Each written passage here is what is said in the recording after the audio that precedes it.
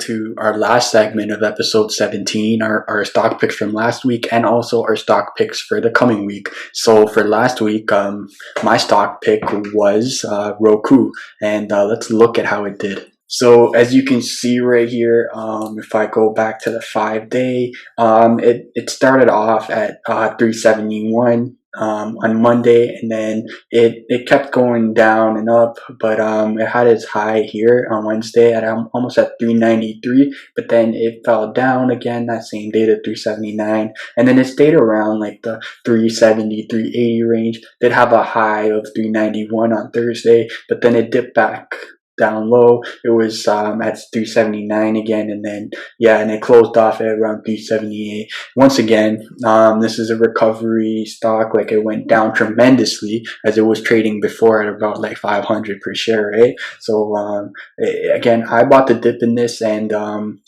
perhaps you should take a look into buying the dip as well, because it could go up to where it was before, right? So once again, do your own due diligence and do your own research, know your risk tolerance. But again, this is a long-term hold for me, as I look for it to go back up to where it was back a few months ago. Now, moving on, FUBO was Deepak's pick, so I'll let Deepak take it away here. Yeah, thanks, Ed. So again, this is one of those stocks that hit $60, which I talked about before, and then really it tanked all the way down to around the mid-20s, recovered to 50, and then basically been on a downtrend since then. Again, we still haven't been able to catch the bottom on this play, but at some point, you got to believe if it's down to 18 from $60, that it'll soon find the bottom.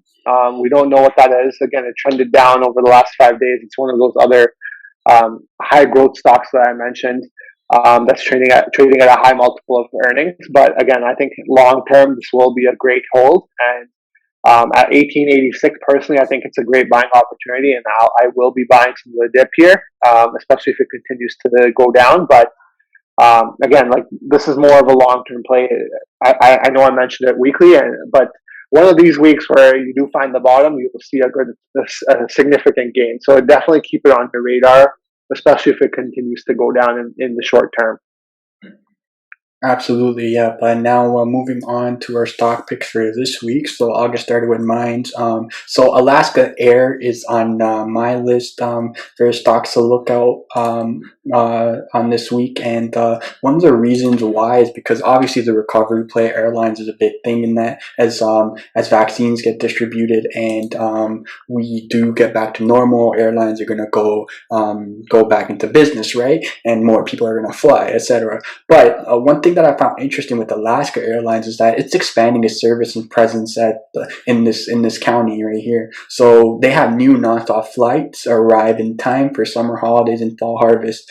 Now, this article talks about it more here, but I'm just going to go over it briefly. But they're increasing its service and commitment to Santa Rosa and Sonoma County with more nonstop flights between Southern California and the heart of wine country. And starting June 1st, the airline will offer daily nonstop service between Santa Rosa and Sonoma County and Burbank. And on September 8th, Alaska will add additional flights to both Orange County and San Diego. So if you look at this map right here, basically they're going from Seattle all the way to Santa Rosa or Sonoma County, and then Burbank, Los Angeles, Orange County, and San Diego. So this is great news for them. And again, I think with this news coming out, if you look at their stock right now, so let's look at the 5 days. So for last week, so it was trading at it started out last week at like around 70 per share, yep, and then it dipped all the way down to 69. This was a great buying opportunity, and then it dipped up, right? And this news came out, I believe the article was from April 16th, so that is Friday. So with that news coming out this week, let's see how the stock does next week. A stock to keep on your watch list to see how it does, and it could go up with this news coming out, with them expanding, and of course a long-term play as well with a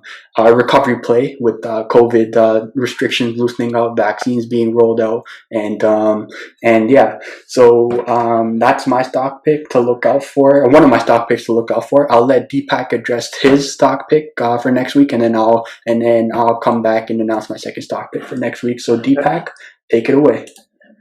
Yeah, thanks, Ed. So again, this stock picks again another long-term hold, but I thought this was a great opportunity to highlight it because Morgan Stanley is obviously one of the best investment banks and really a top financial service company across the U.S.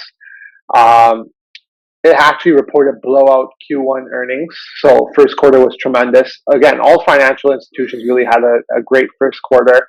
They all reacted positively. Goldman Sachs was up, J.P. Morgan was up.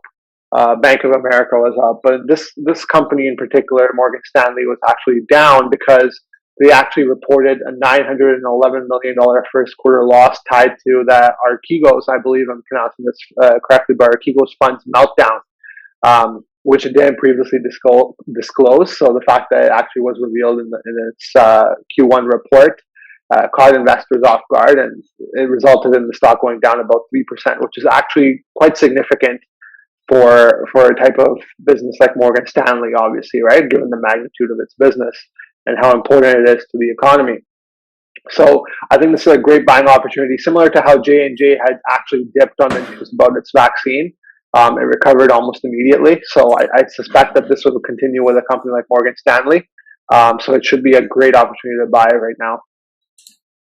Awesome, yeah, and then the last stock pick for this coming week, and this is mine. So Walt Disney. So Walt Disney is a stock that, like, I think it's gonna go up in the long run, especially with recovery and COVID recovery. So just a stock to keep on your watch list. There's a lot of stuff on there where it's underperforming, and again, as we say, right, buying the dip. So some say it's overvalued, some say it's underperforming, but I personally think that it could go up to about like 200 per share, perhaps. And if you look at the 6-month chart right here, wanted to show you. So it was down all the way 124 in October, right? And then it went up, and right now it's sitting at, it also went up to like 201 back in March, right? So right now it's at 187, so it could potentially go back up to 200, right? So that's something to keep an eye on and keep on your watch list. And once again, we'll look at these stocks next week to see how they did in this coming week, and we'll tell you what we think.